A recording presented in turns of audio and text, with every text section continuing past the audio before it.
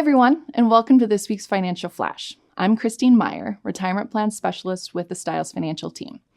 I've spoken before about how, as a firm, we are fiercely independent. To us, that means every decision we make is driven solely by what is in the best interest of our clients, always. So, in today's Financial Flash, we're going to discuss, who does your financial advisor really answer to? We are a fee-only firm, meaning our compensation is transparent, reasonable, and free from hidden incentives or conflicts of interest.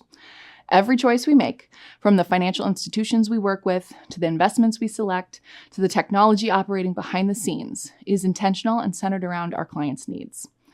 Even the way we grow our business is deliberate. We have no sales quotas, no required providers, and no revenue targets influencing how we serve clients. And importantly, we have no desire to sell out or merge into another firm in a way that could compromise our identity or the client experience. That matters because consolidation in the financial industry has become increasingly common. In 2025 alone, there were 322 RIA mergers and acquisitions, compared to 205 in 2020. Large firms are acquiring smaller firms as succession strategies, to expand geographically, or simply to increase scale. The same trend is happening in the financial institution level, where record keepers acquire competitors or service models to broaden their offerings. At first glance, consolidation can sound convenient. Some may see value in having fewer places to manage their financial information. But much like intentionally built investment portfolio, putting everything in the one place is not always the same as being diversified. Yes, larger firms may benefit from economies of scale and broader resources. But if your entire financial experience is tied to a massive organization and a call center, where is the independence and personal accountability in making sure you are truly being taken care of? Unfortunately, many people lack the financial literacy needed to question the institutions holding their assets, so they naturally place trust in systems they may not fully understand. And in an economy where growth and market share are often viewed as measures of success, acquisitions can also serve as a fast way to boost assets under management and increase a firm's market value. Which brings me to another growing force in this space, private equity.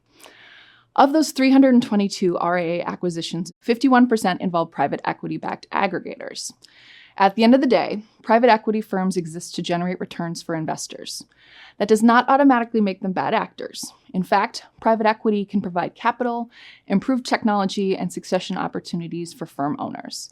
But even as your fees stay the same and your day-to-day interaction with your advisor appears unchanged, private equity ownership introduces an inherent conflict of interest. The firm no longer answers solely to its clients. It also answers to investors and financial backers.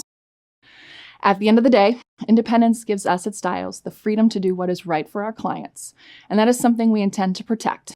We are grateful for the trust our clients place in us, and it is an honor to continue earning it.